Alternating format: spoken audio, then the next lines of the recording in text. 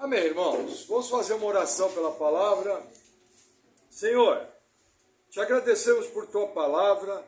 Oramos em nome de Jesus que o Senhor venha com a tua graça, que o Senhor venha com o teu poder, que o Senhor venha nos ensinando os teus altos caminhos. Sê conosco, nos capacita, em nome de Jesus.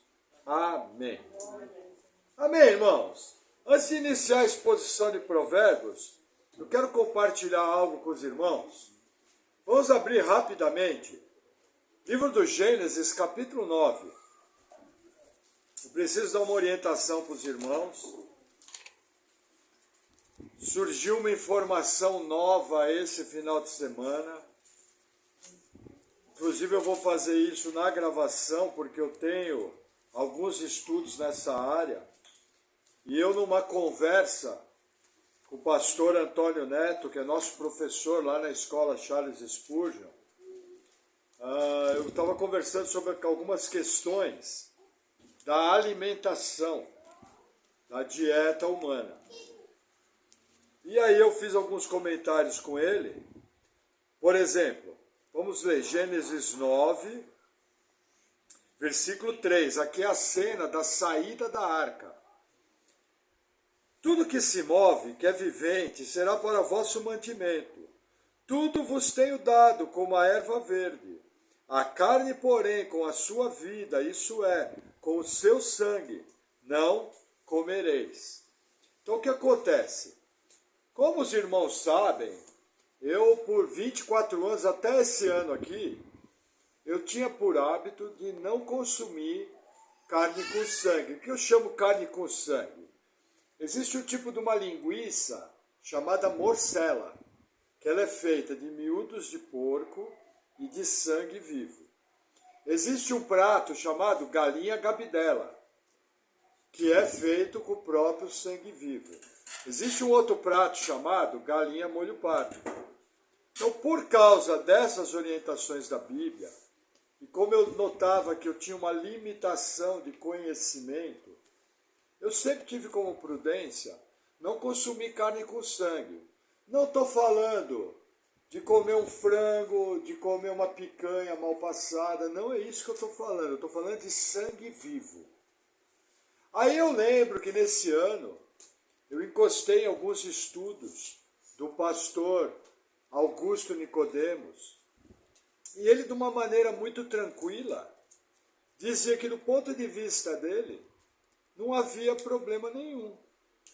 E que aquela proibição de Atos 15, Concílio de Jerusalém, Tiago, irmão de Jesus, estava falando aquilo por causa do conceito pagão.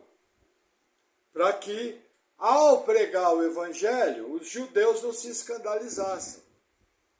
Agora veja, o pastor, daí eu expliquei, eu falei, pastor, por 24 anos eu não comi, apesar que até hoje eu não comi nada com sangue vivo. Desde que eu fui salvo, eu não tive essa prática. Mas assim, é meu papel como pastor orientar a igreja dentro daquilo que eu tenho entendimento. E aí, conversando com o pastor Antônio Neto, ele parou, coçou a barba e falou, irmão, só tem uma coisa. Falei, o quê? Ele falou, veja, quando a gente analisa os textos bíblicos, ali realmente Atos 15 tem a ver com a prática pagã de comer o sangue dos animais. Só que veja, é muito mais do que aquilo. Porque quando a gente vê a Bíblia toda, a gente percebe que para Deus, sangue não é considerado alimento. E tanto o texto do Gênesis como o texto de Atos, eles são bem claros. E isso passa pelo Êxodo. Então é assim, ele falou, na minha opinião, por causa dessa questão, não é apenas uma questão de culto espiritual. É uma questão de sangue não ser alimento. Então eu tenho por hábito e acho uma prática prudente não estar consumindo nada que contenha sangue vivo. Daí ele comentou, não estou falando de carne mal passada, não estou falando nada disso.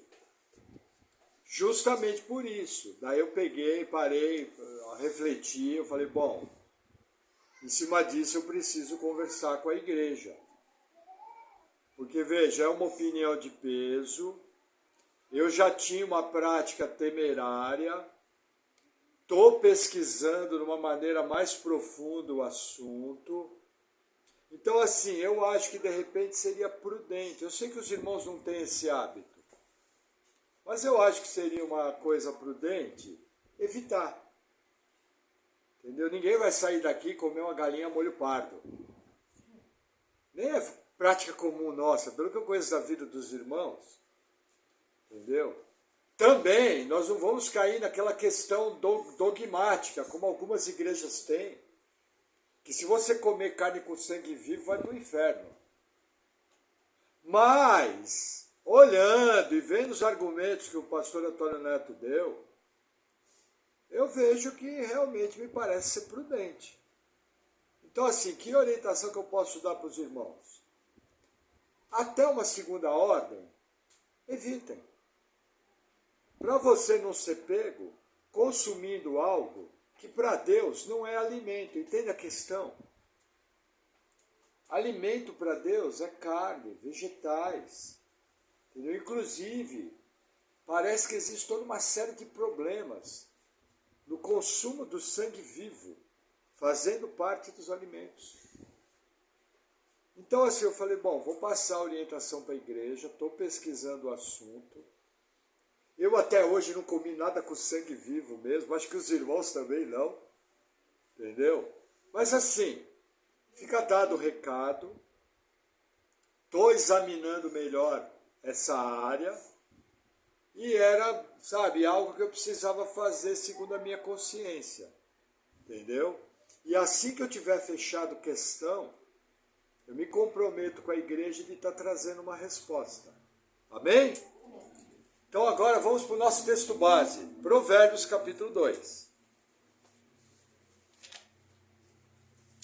Aí você fala, mas pastor, como que um dia é, outro dia não é? Irmãos, teologia é dinâmica. Existem aspectos da teologia que vão chegando informações novas e você tem que estar pronto a rever conceitos. Entendeu? Existem áreas que são concernentes à nossa salvação. Essas não tem como mexer. Mas existem áreas da nossa prática diária que elas vão se ajustando. Porque a própria teologia ela tem que ser contemporânea. Por exemplo, se eu fosse seguir a orientação bíblica sobre um adolescente que desobedece os pais, tecnicamente, lá no Pentateuco, eu tinha que pegar o adolescente, levar para fora do arraial e matar apedrejado. Ninguém vai ensinar isso hoje em dia. Mas, adaptando essa verdade teológica, se eu tiver um filho adolescente que está me desobedecendo abertamente, esse filho precisa ser repreendido e orientado. Por isso que a teologia é dinâmica. Pode fazer a pergunta, irmão. Comer, acho que tudo a carne tem sangue, né? Acho que o comer de Jesus falou que o que vai para dentro faz mal que sai da boca. Isso, mas o que eu estou falando sangue vivo. Sangue vivo é você cortar o pescoço do frango, virar ele, vazar todo o sangue numa cumbuca e fazer o prato com aquele sangue vivo. Entendeu? Isso. Isso, mas veja, o que eu estou dizendo? Estou pesquisando o assunto. Eu vi essa informação de que sangue não é alimento, então falei, preciso compartilhar com a igreja. Mas não é ainda uma questão fechada. Entendeu? Eu acho que você comer, né? Deus deixou de comer carne, antigamente bem Sim. que Deus não vai mandar para o inferno, a pessoa não vai comer o Não, não é questão de inferno. E acho, inclusive, irmão, que você deveria comer. O único detalhe que você não imponha ao outro irmão. O que come não julgue o que não come, e o que não come, não julgue o que come. Agora, a questão que eu estou falando aqui é uma informação nova que surgiu, e eu, segundo a minha consciência, estou orientando a igreja que eu estou analisando melhor o texto. Só isso, tá bom? Mas fique à vontade, tá, irmão? Então vamos ao nosso texto, Provérbios capítulo 2. Inclusive o irmão Felipe vai me ajudar nisso também. Irmã Luísa, irmã Noles, irmão Erasmo, os teólogos dessa casa vão me ajudar. Provérbios capítulo 2. Diz assim a palavra do Senhor, versículo 1. Lembrando, irmãos, nós estamos fazendo uma exposição em Provérbios devocional. Estamos aprendendo os princípios, estamos aprendendo as verdades. Não é um estudo profundo, é um estudo que procura trazer para a nossa vida prática as verdades que o escritor de Provérbios nos trouxe. Nós estamos lidando com princípios que, em geral, quando eu aplico, eu tenho ou uma consequência boa ou uma consequência ruim. Amém? Só para relembrar.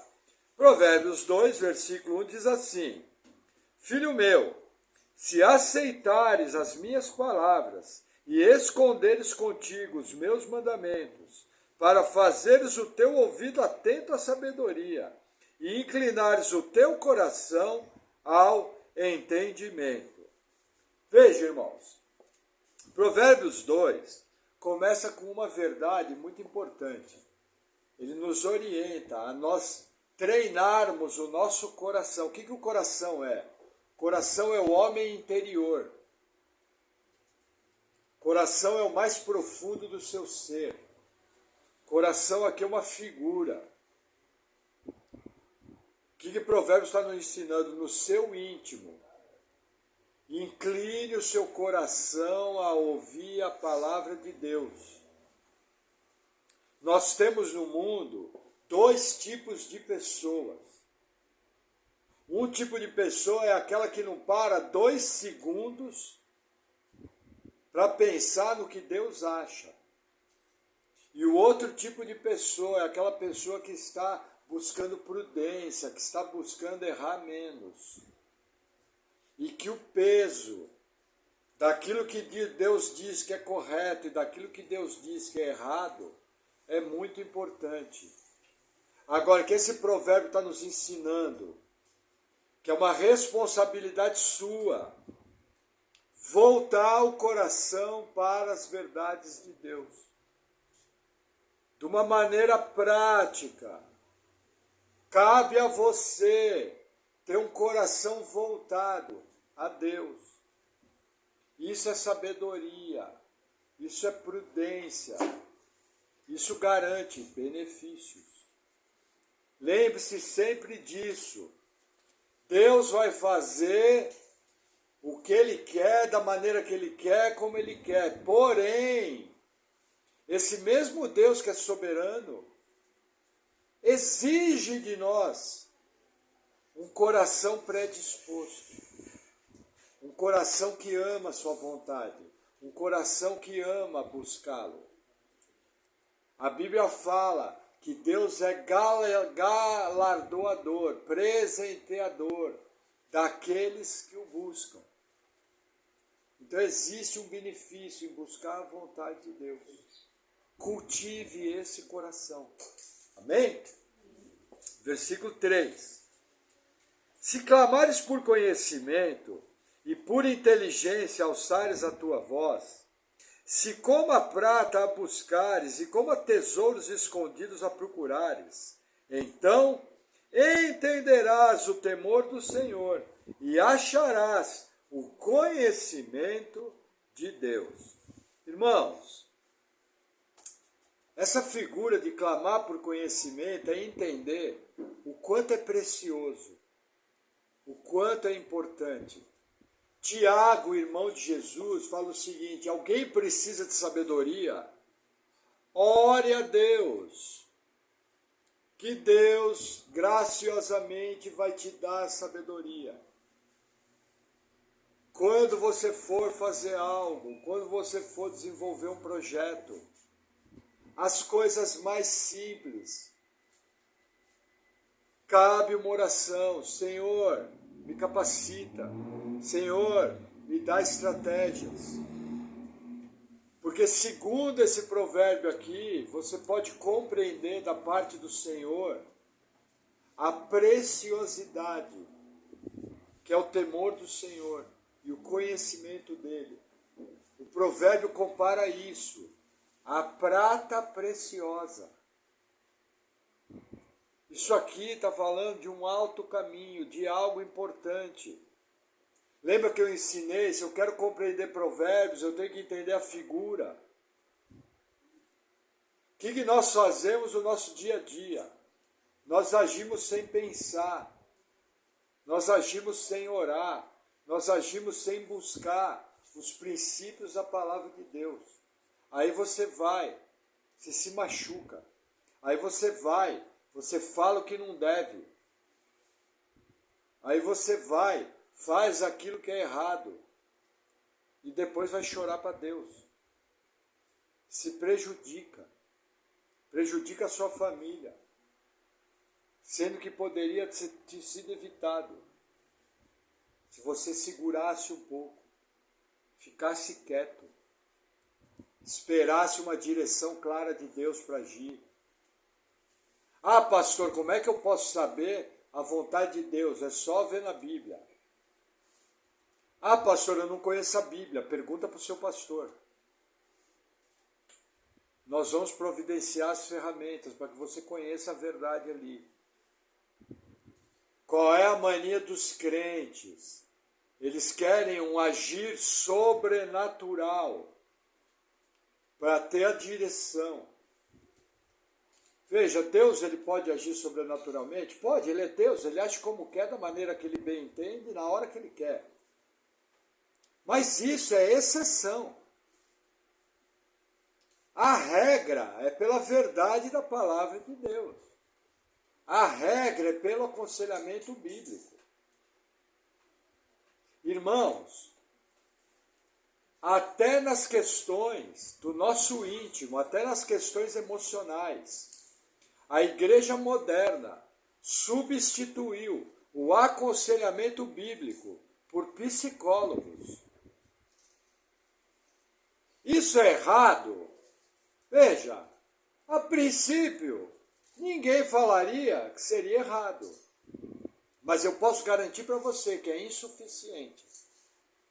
Por quê? Porque a psicologia, como uma ciência humana, ela pode ter até ferramentas para ajudar a identificar o problema. Mas ela não tem ferramentas para resolver. É tudo paliativo. Nós vivemos num mundo onde as pessoas são escravas de remédios e são escravas de psicanalistas. Eu conheço pessoas que por anos estão presas nisso. Por quê? Porque não buscam na Bíblia a solução. Pode ser usado? Pode ser usado. Existe uma situação ou outra que é necessário tomar medicamento? Existe uma situação ou outra que é necessário tomar medicamento. Mas, veja, não seja simples, não torça o que eu estou falando. O que eu estou te falando é mais precioso. O que eu estou te falando é que, embora essas ferramentas sejam válidas, elas não têm a suficiência da palavra de Deus para resolver. Um medicamento pode ajudar na parte química. Um medicamento pode ajudar no bom funcionamento dos meus neurônios, da minha parte cerebral. Um bom medicamento pode ajustar a minha questão vitamínica. Mas um bom medicamento não pode corrigir a minha natureza pecaminosa, que precisa ser tratada pela verdade da palavra de Deus. Então, assim, busque a palavra de Deus como solução. Tenha isso por hábito. E a própria palavra de Deus vai te direcionar as ciências humanas válidas, a boa ciência, que vai ter ferramentas que vão te ajudar. Mas vocês percebem a diferença? Por exemplo, a pessoa está com uma dor de cabeça, ela nem ora. Nem ora. Já vai para o remédio. Perdeu a oportunidade de ver o sobrenatural de Deus. Já aconteceu comigo de orar por pessoas e a febre passar na hora. E já aconteceu um monte de vezes de orar por pessoa e a febre não passar. E tivemos que dar remédio para o menino. Mas eu tive a oportunidade de orar e ver o sobrenatural de Deus. Percebe? Agora, qualquer problema, você não ora, você não para buscar a verdade, não para buscar princípios. Se você faz isso, você é carnal. Existem maneiras muito bem educadas de ser carnal. O contrário também é verdadeiro. Existem maneiras muito tolas de tentar ser espiritual. Vou dar um exemplo tosco. Aquele pastor que foi picado por uma cobra e que disse que não precisava tomar veneno, porque se fosse picado por algo mortífero, a Bíblia falava que não ia morrer. O que aconteceu com ele? Morreu. Por quê? Porque aquele texto era para o livro de Atos, um livro de transição. E aquilo aconteceu com Paulo, de maneira exclusiva. Ah, Deus pode hoje evitar que alguém morra de picado de cobra? Pode e o faz. Mas se eu tenho acesso ao remédio, eu oro e tomo um antídoto. Porque a minha vida está em risco, entendeu? Então eu preciso ter equilíbrio. A sabedoria bíblica vai me dar esse equilíbrio. Amém? Vamos seguir, versículo 6. Porque o Senhor dá sabedoria, da sua boca que vem o conhecimento e o entendimento. Irmãos, o versículo é simples, da boca do Senhor vem a sabedoria e o entendimento. Como que eu sei o que está na boca do Senhor? Irmãos, tem como saber o que está na boca do Senhor? Sim ou não? Sim, Deus é um Deus que se revela. Como? Pela palavra. Você quer saber o que Deus pensa? Leia a Bíblia. Você quer ouvir a voz de Deus? Leia a Bíblia em voz alta. Ouça pregações bíblicas. Ah, pastor, o sobrenatural. O sobrenatural é exceção. Deus pode dar uma direção sobrenatural? Pode, mas a regra geral, repetida, é pela Bíblia. É pela exposição da verdade bíblica. Agora, a hora ou outra, o Senhor pode agir sobrenaturalmente. Em geral, como Deus vai fazer? Você está numa situação, você está orando por uma orientação do Senhor. A maneira principal que Deus vai usar para falar com você, Ele vai te trazer à mente um texto bíblico que fala naquela área. Por exemplo, você está quebrando pau em casa com a sua esposa e com o seu marido. Lógico, aqui não acontece com ninguém isso. Mas eu não estou falando quebrando pau, assim, brigou. Você está a ponto de separar. E aí você começa a orar a Deus, Senhor, me guia. Assim que você acaba a oração, vem o texto. O que Deus uniu, não separe o homem. Precisa Deus falar mais? Aí você ora, mas Senhor, ela me ofendeu. Aí vem outro texto. Perdoai as iniquidades uns dos outros. Até quantas vezes perdoarei o meu irmão? 7 vezes? Não, 70 vezes 7. Aí vem o texto. Perdoa nossas ofensas. Percebe que Deus está falando com você? Só que eu quero ser místico em algo que a Bíblia já falou. E aí acontece toda sorte de erros, toda sorte de coisas erradas. O sobrenatural de Deus é exceção. E é para situações que não estão na Bíblia. Vou dar um exemplo muito tosco. Eu lembro que uma época eu tinha que fazer um percurso e eu claramente fui incomodado. Para mim aquilo veio de Deus. Ó, não vá por esse caminho. Vá por aquele outro caminho. Aí eu cheguei para minha esposa e falei, amor, eu não estou intranquilo, não quero ir por esse caminho, vou por outro. Eu creio que o Senhor está me direcionando. O que a minha esposa falou? Muda o caminho. O que aconteceu? Nada. O que tinha naquele caminho que você não foi? Não sei, eu não fui. O que eu perdi? Nada. Mas fiquei em paz, fiquei tranquilo. Aí eu pergunto, a Bíblia fala de que caminho você vai seguir? Em parte ela fala, ela te dá o princípio de você sempre buscar segurança. Por exemplo, você vai ter que passar numa rua que tem muitos assaltos. O que a Bíblia orienta? Evita aquela rua. Vai pela que não tem assalto. Você vai sair de casa, que a Bíblia orienta, tranca a casa certinho. Entendeu? Vigia. Mas tudo isso só acontece com alguém que busca. É o que o versículo 6 está falando. Deus dá o conhecimento. Mas você tem que buscar. Amém? Amém. Versículo 7. Ele reserva a verdadeira sabedoria para os retos. Escudo é para os que caminham na sinceridade, para que guardem as veredas do juízo. Ele preservará o caminho dos seus santos. Irmãos, aqui traz um princípio. Sabedoria divina é proteção e livramento. Amém? Beleza, está na Bíblia? Então me explica, por que os cristãos morreram no primeiro século, comidos pelos leões, lá no Coliseu Romano? A Bíblia pode mentir? Mas não está falando que Deus protege? E aí, como é que você responde isso?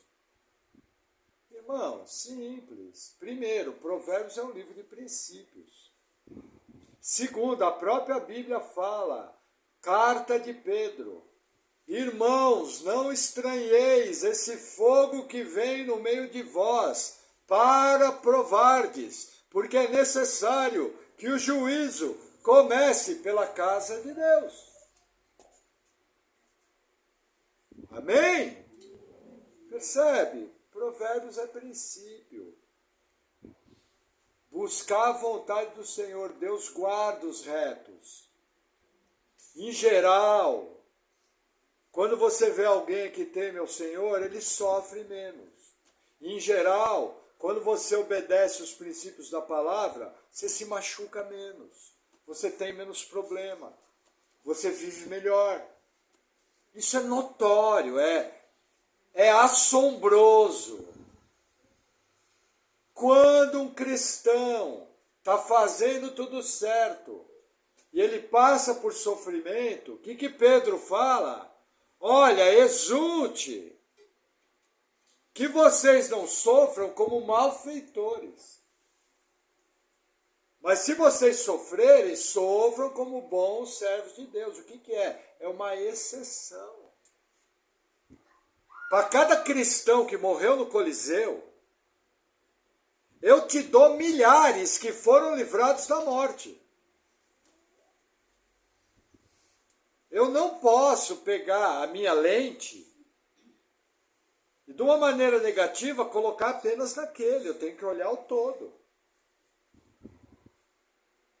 Quantos milhões de cristãos já foram livrados por Deus na história?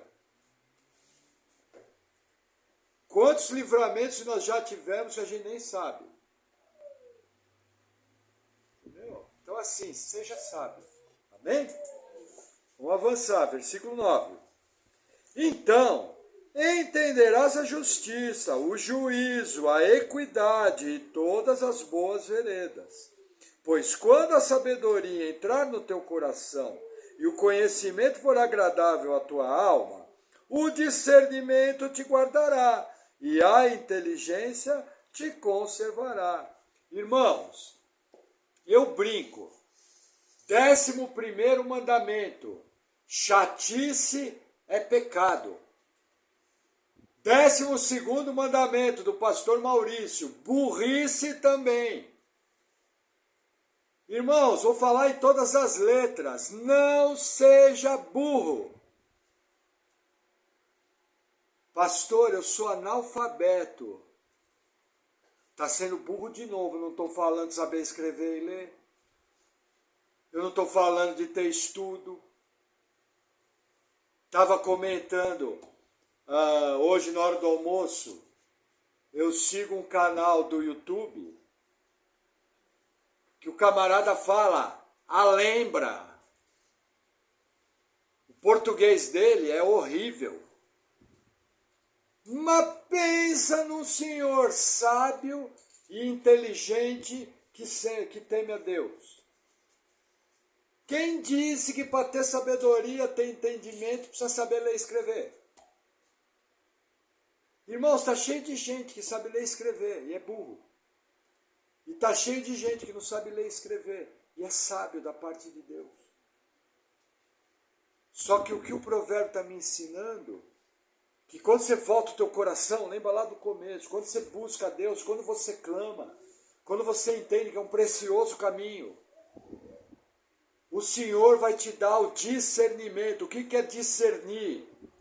Discernir é saber enxergar pela sabedoria de Deus o que está por trás. Você olha uma situação, essa situação se descortina. Você olha uma situação, você olha e fala, alguma coisa está errado. Aí você olha, você não vê nada, mas você continua, mas alguma coisa está errada. Aí você vai vendo, aí você começa a ver, fala, nossa, eu não tinha visto isso daqui. Eu não tinha visto aquele outro. Nossa, eu vou fazer isso. Isso aqui fecha com a palavra. E aí as coisas começam a se encaixar. E aí você começa a entender. O que você estava olhando e estava vendo que está errado. O que acontece? Nós temos que entender. Existe o homem invisível. Veja, o ser humano, ele tem uma dupla característica. Nós somos corpo, que é o homem visível, e temos uma segunda parte, que é o homem invisível, formado pela alma e espírito, que se misturam, são um só. Entendeu?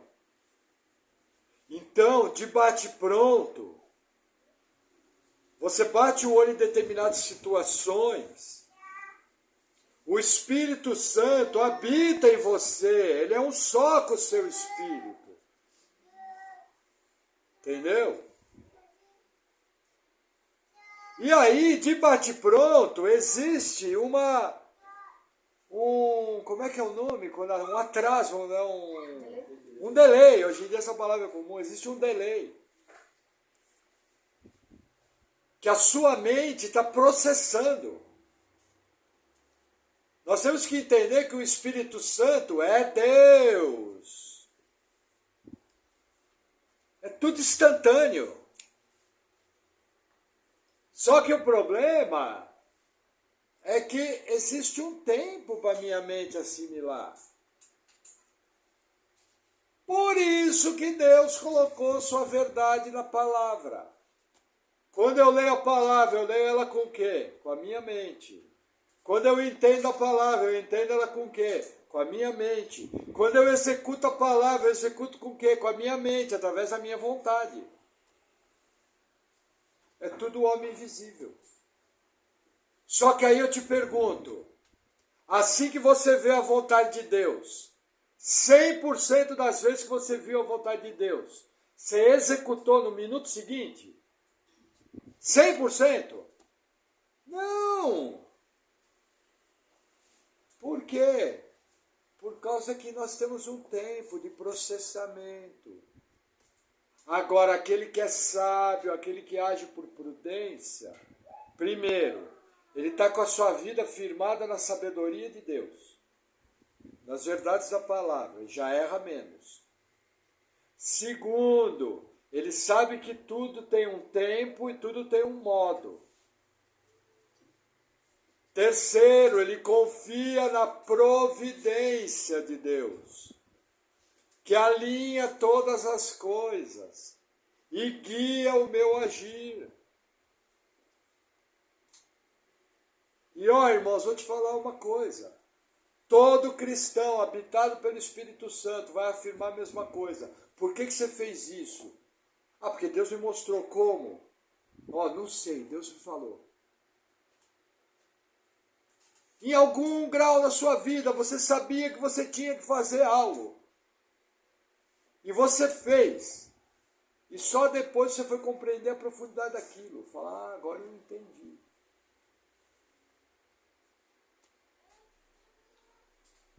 E isso faz parte do viver. Veja, lembra Paulo?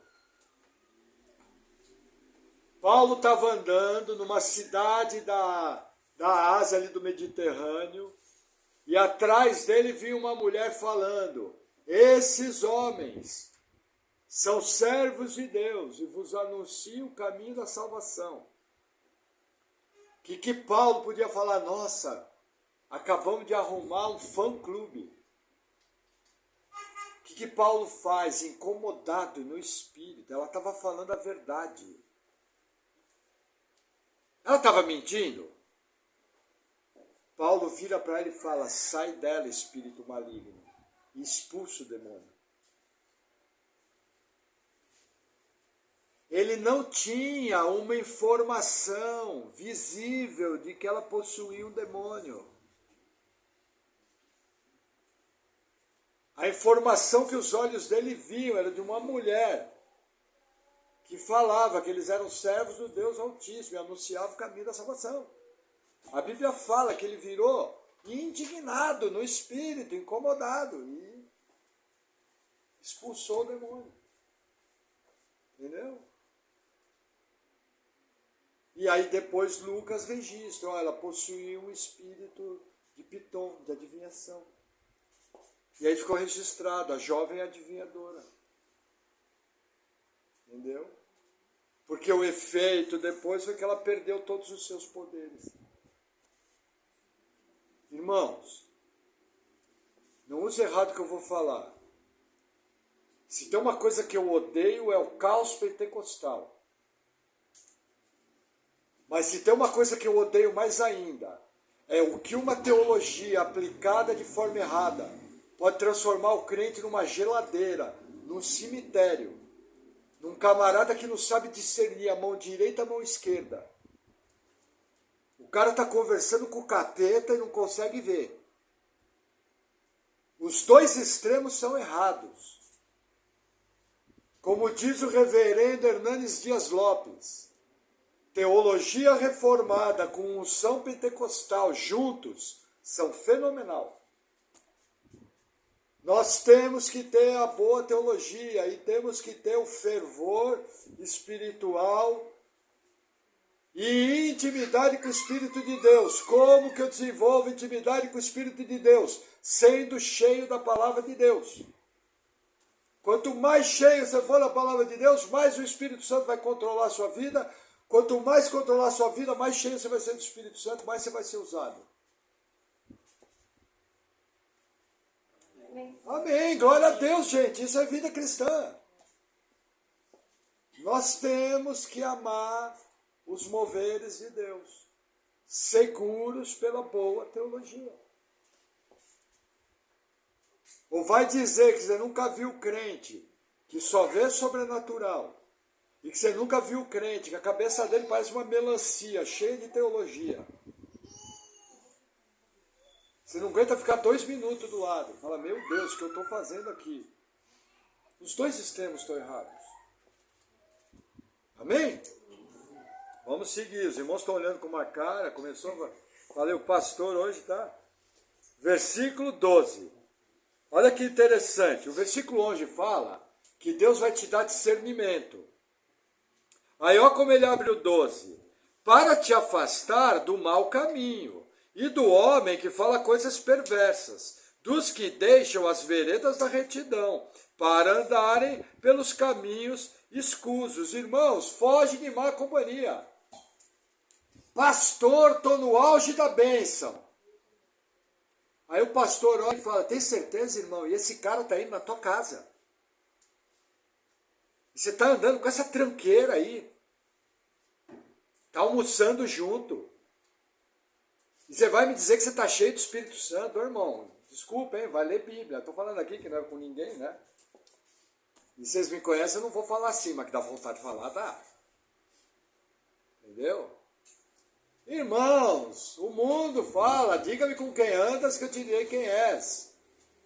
Provérbios ensina, as más conversações corrompem os bons costumes.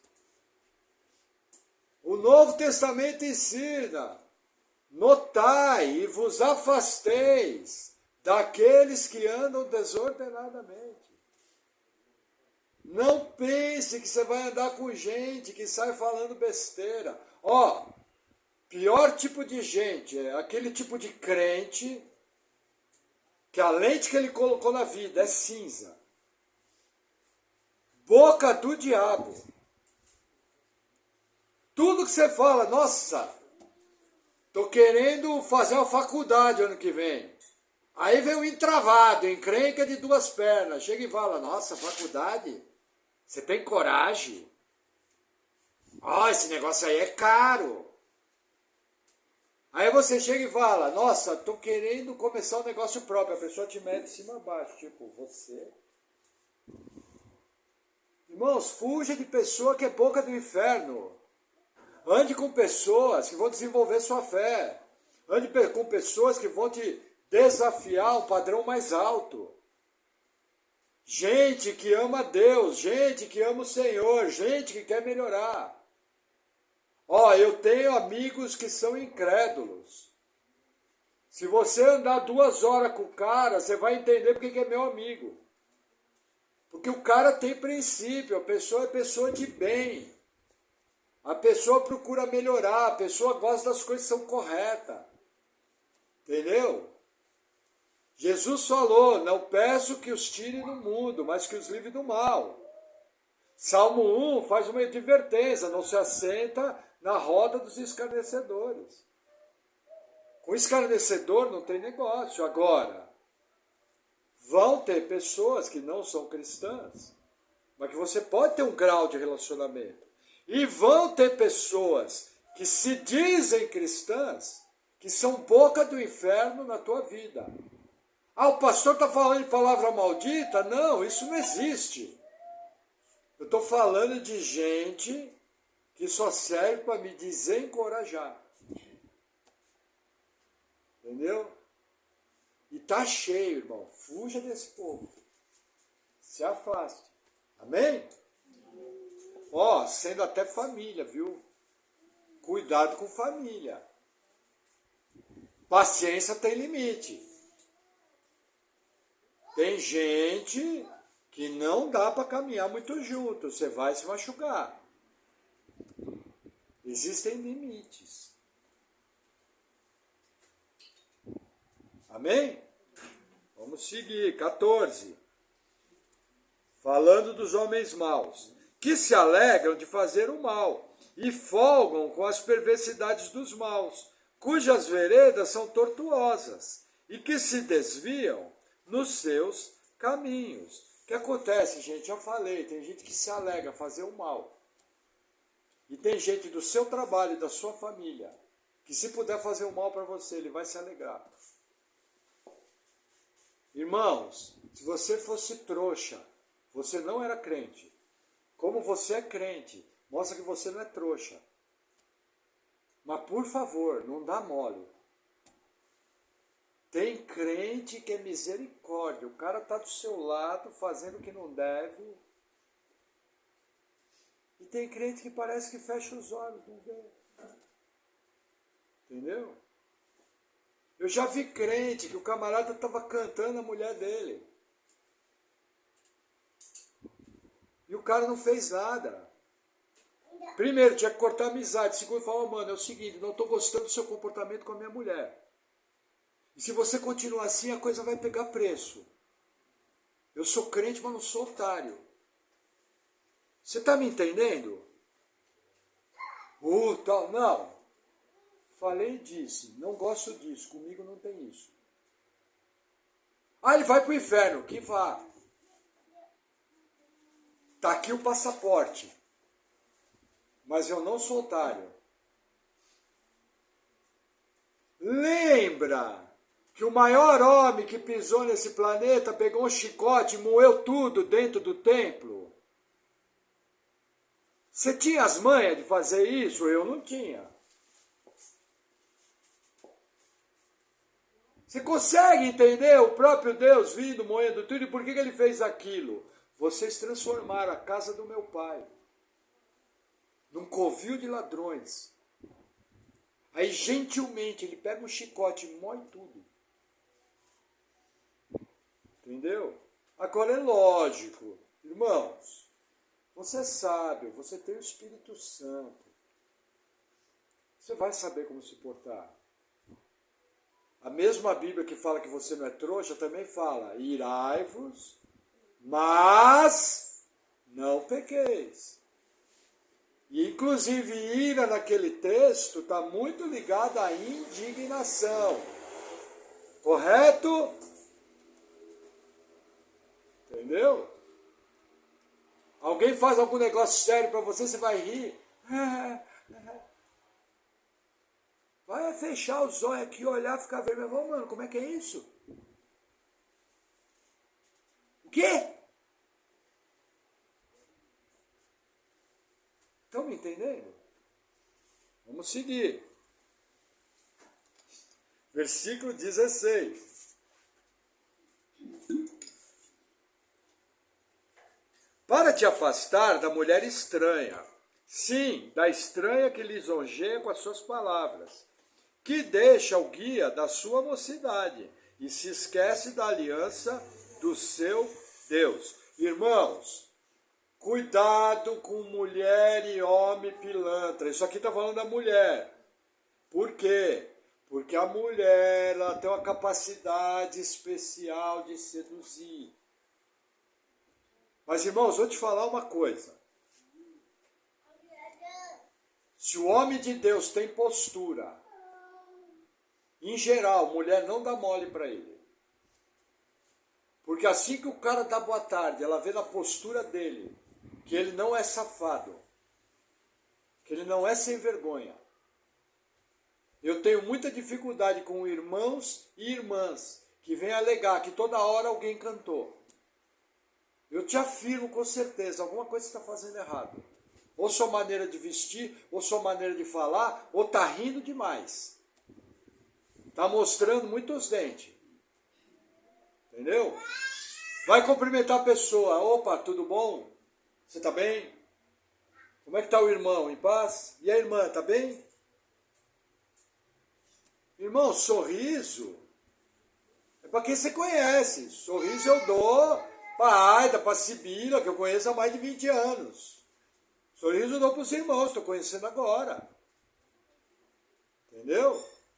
Cuidado. Agora, bateu o olho, viu que não presta, se afasta. Se afasta. Cuidado no escritório. Cuidado quando você entra num comércio. Entendeu? Cuidado. Tem gente que vem dar cartão. Tem gente que vem entregar o telefone. Ó, eu já vi acontecer. Ó, se quiser conversar, tá aqui meu telefone.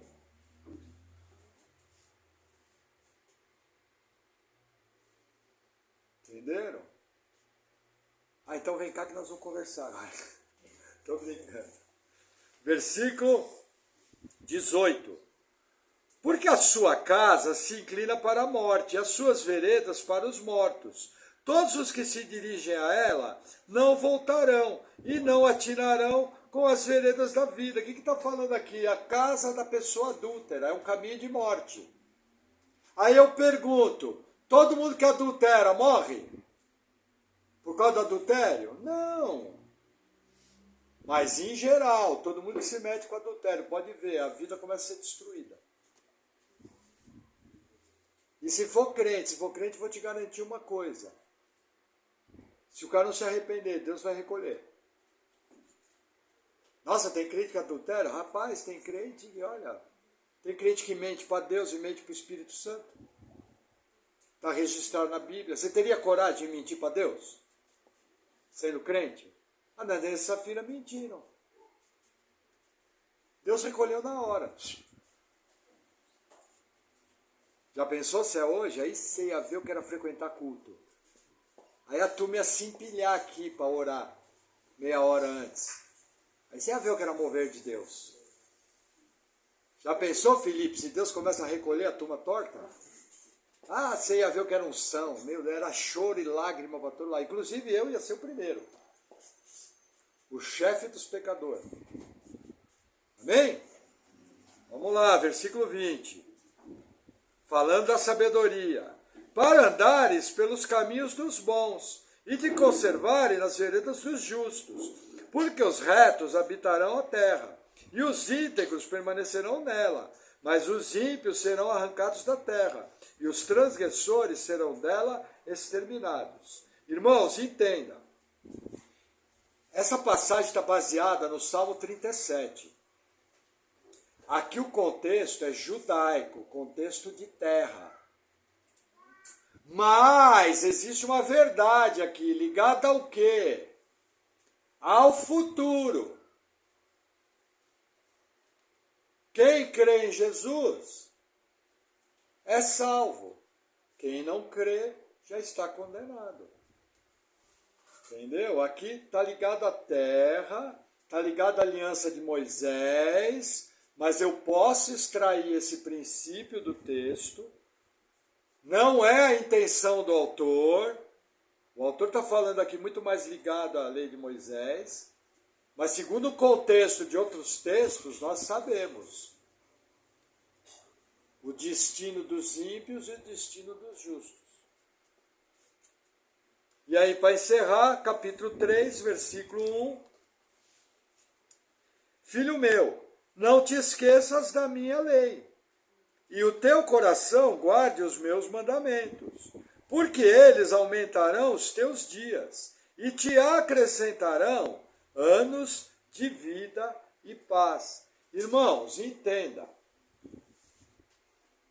De uma maneira que nós não sabemos explicar, Deus soberanamente usa os nossos atos para o nosso bem-estar. Eu não sei exatamente o que Deus vai fazer amanhã, mas eu posso saber exatamente o que eu tenho que fazer para caminhar de uma maneira prudente. Ao caminhar de uma maneira prudente, com certeza eu vou ter uma vida mais tranquila, uma vida mais longa, uma vida com menos problema. Só que eu tenho que entender que todos os meus dias estão escritos no livro de Deus. Acho que é Êxodo 34, se eu não me engano, que fala do livro de Deus. No dia que Deus tiver que me recolher, Ele vai recolher. Mas o que eu quero que você entenda é o seguinte, a soberania de Deus não tira a sua responsabilidade de andar de maneira prudente, de agir de maneira sábia. Entendeu? Cabe a nós, Deus usa esses atos. Nós não somos robôs. O escritor bíblico fala que nós somos seres dotados de vontade. E fala que existe um Deus soberano, que cumpre toda a sua vontade. Agora, também fala que essa minha vontade é contaminada pela minha natureza pecaminosa. Por isso que eu preciso tomar cuidado e agir de maneira prudente. Entendeu? E ó, irmãos, vou falar uma coisa para vocês. Eu creio que o calvinismo, que dá ênfase à soberania de Deus, ele é a melhor resposta que nós temos até hoje para as verdades bíblicas. E olha, eu hoje posso me considerar um calvinista roxo, mas eu brigo pela responsabilidade que nós temos de viver nossa vida com toda a sabedoria, todo o entendimento e toda a nossa força. Entendeu? E com certeza nós vamos ser abençoados com isso. Que nós possamos entender que ao seguir a vontade do Senhor, eu caminho de maneira protegida, eu erro menos, eu sofro menos e causo menos sofrimento às pessoas que eu amo. Amém? Vamos orar?